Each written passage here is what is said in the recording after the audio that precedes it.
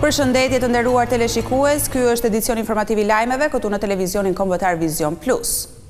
Kryeministri Edi Rama është takuar në Tel Aviv me homologun izraelit Benjamin Netanyahu. Në një deklaratë të përbashkët, Rama vuri në dukje se shqiptarët u solidarizuan me vuajtjet e popullit palestinez, por nuk shfaqën urrejtje ndaj Izraelit, ndërsa Netanyahu vlerësoi qëndrimin e Shqipërisë në krah të Izraelit pas sulmit terrorist të 7 tetorit.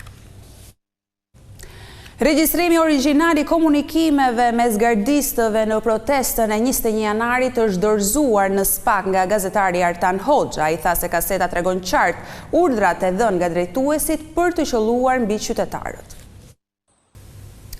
Forumi i dialogut politik është lëvizja që synon bashkimin e opozitës në një front të vetëm. Një nga themeluesit e saj, Ermal Hasimja, ka bërë thirrje që të gjithë aktorët të lënë më njanë interesat e ngushta për t'i hapur rrugën ndryshimit të qeverisjes.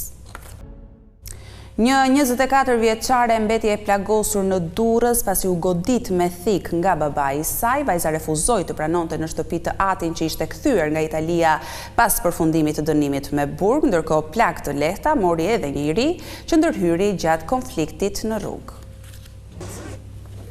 Në ceremoninë e hapjes së vitit të ri gjyqësor, kreu i gjykatës së lartë Sokol Sadushi tërhoqi vëmendjen për stokun e dosjeve që presin të shqyrtohen, ndërsa ministri i drejtësisë vuri në dukje numrin e lartë të personave në paraburgim që sipas tij gërryen besimin e qytetarëve të det drejtësia.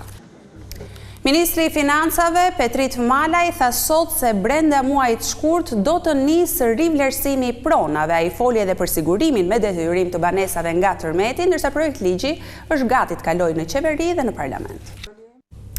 Ministri i Mbrojtjes, Spiro Vengu, deklaroi sot se Shqipëria do të nisë së shpejti prodhimin e sistemeve dron dhe antidron. Sa i takon investimeve, ato do të shtrihen jo vetëm në fushën e mbrojtjes, por edhe në emergjencat civile.